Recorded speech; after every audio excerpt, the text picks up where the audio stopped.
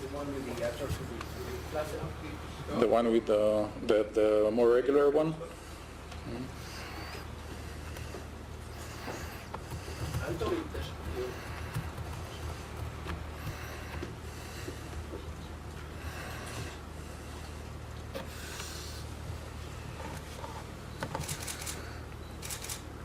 עכשיו על השני. השני.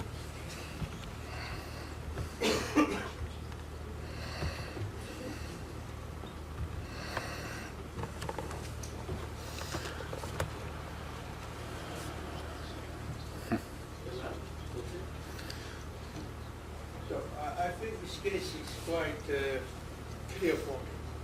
I think this guy has maybe not typical type 1, but it's, I can say type 2, young people, 19, how, 16? She's 15 years old, and the first time was on 13. Yeah. I think he will develop Uganda type 1 using sodium channel blocker. Does he need test? Of course he needs test. I know that Ashwani test is usually maybe a little bit problematic in young patients because the pro-arrhythmic effect are much more frequent at this age than at older age. Complications are usually seen in 10% of patients with Ashwani testing, but especially for patients, and only 1-2% with older patients.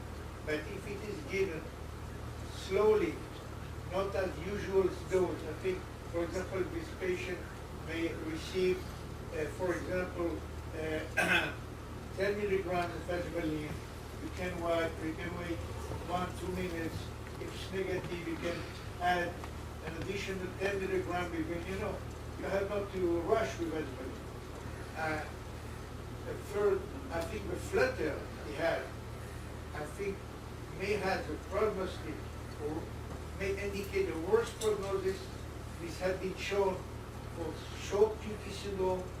It has been shown by Bugada also for flutter and also fibrillation. I think this patient needs also ablation of flutter. I think she needs, it's a girl? She's a girl? Girl. She needs EP study, in case EP study using my protocol, not protocol standard, my protocol. If she's negative, my protocol, I will not give to her anything, only ablation of flutter.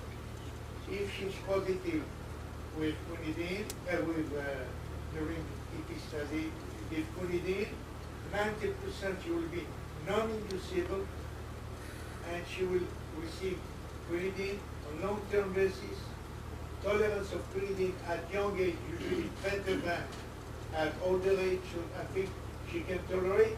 And the most important is to avoid ICD, not to implant ICD, to avoid ICD until she gets age 120.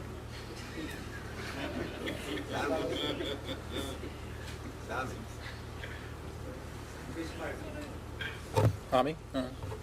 We have one patient that we follow that had similar events of AFib, actually, not flutter, when he was 10, then another episode when he was 12, and the next episode was aborted sudden death. His ECG during the earlier episode was absolutely normal, and his ECG after his EF had a type 1 Uganda ECG. He received quinidine and ICD. And on doses of quinidine, Bernard, of I think you know him, 400 3 times a day, so 1 gram and 1.5 gram, he had EF storm, and only very high doses of, now he's getting 2 grams, except he's getting 500 4 times a day. And just on that doses, his blood level, his quinidine level is close to the normal value, and on this level he's right, and he has his ECG and came back to a normal ECG. So having 2 episodes of aflutter fib in a normal child is very, very unusual. And and starting to see this Brugada suspected ECG type, I would call it 1.5, it is not normal. So that the argument is what to do now. One thing not to do is to say you are normal, go home, do nothing. I wouldn't do that. So I would argue whether to give quinidine or to do this test either EPS as the one suggests or very careful Ashman test. Thank you. I think also there's the case that Brugada published about the first patient that was described with Brugada that later on died after having AF that deteriorated to VF and did not respond to the ICD. So there's proof that AF can be also pathologic VF-wise. We try now to teach pediatricians that whenever they see a child with AFib, pull out one of the three generalopathies that we as a immunity society are familiar with, the CPVT, the short ET, and Brugada. These are the three generalopathies in young patients that may manifest initially with adrenaline, either start or The main question is if she has Brugada syndrome or not. Because if she has it, then the gender has no meaning in children. Gender is important for adults, not for children. And having an atrial arrhythmia in Brugada syndrome it's a bad prognostic sign. So if she has Brugada syndrome, she's in trouble. My question is, if she has Brugada syndrome, I understand that flutter is rare in children, but I guess you can see it here and there. I think that all the sinus bradycardia and other rhythm that she had was a vagal effect that disappeared. So the only question is if she has a Brugada syndrome here. Now, the ST depression here, everybody will agree, is part of the flutter waves. And I think also some of the ST segment elevation that we're seeing, some of it is distortion by the flutter wave. And the fact is that here depends where the flutter wave will fall, will change you the morphology of the QRS. Now, we have limited data about the effect of rate on the electrocardiogram in Brugada syndrome. There are two studies on exercise in Brugada syndrome, one by Wilde and one by Shimizu, and they showed opposite result. In Shimizu, that is what I also see in patients with Brugada syndrome. When they exercise, the ST segment goes down, and during the recovery, sometimes it goes up again. Wilde showed an opposite effect, but it was very difficult to see in the images what is happening during exercise. But from what we know, so again, look at the flutter waves, because she's having, here she's going 2 to 1, here she's going 3 to 1, so the flutter is falling on different parts of the ST segment. So here the flutter wave is here, and she has ST depression. Here the flutter wave is somewhere else. She doesn't have ST depression.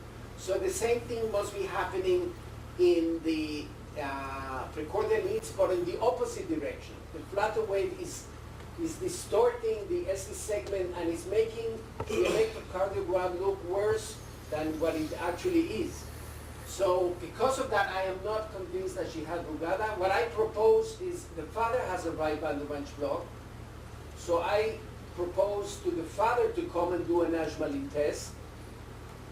And if he's positive, then I will treat the girl with quinidine. And if the father is negative and the mother is negative, I would probably leave her alone in the meantime. Do we have an ECG when she had fever once? No. That would be the most benign, non-invasive test Yeah. to see. Can we send her for genotyping? Yes, but the genotyping in Brugada is one of the situation where it's least helpful. Even if you have a sodium, there's a new study coming in children, where it's the first time we're going to show that having a sodium channel mutation was a bad prognostic sign. But understanding the meaning of genetic tests in this girl, if the father has a negative phenotype, then you will not really know what to do with the results of the genetic test, and the protein are going to be very low. The second thing that fever sometimes can mimic Brugada syndrome, and we had 2 cases that none of them was inducible during the T. When they had typical type 1 ST elevation the day of the fever, and the following day the ECG was absolutely normal. Yeah, of course. Go. No? I completely disagree with your interpretation that the end of the Keres complex is buried with some QA. Really, I think this is a true Brugada, or I would not say type 1, okay? I already told you it's not a type 1 Brugada. Because the elevation of the STs is not reaching the 2 millimeters, but what we see on the short RR as compared to the long RR is obvious that the ST decreased. And it is known that when you are doing exercise therapy, or when you are giving adrenaline, isoproterenol to patients with Brugada, you decrease the ST. And I think this is the explanation why the ST decreased when the RR short. So I think that the R prime is really an R prime, and the ST is really because also the P wave of the flutter is not there. The P wave, excuse me, I don't have, somebody has pointer? You have pointer?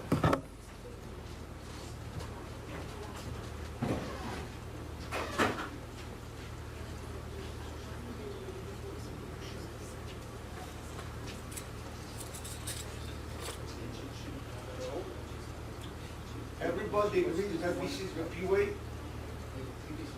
Okay, here, here, here.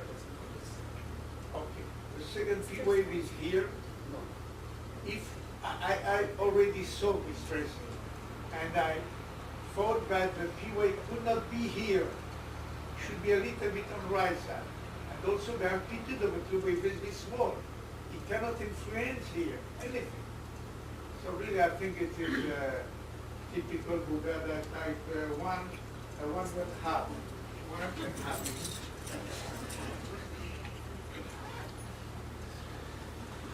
Okay.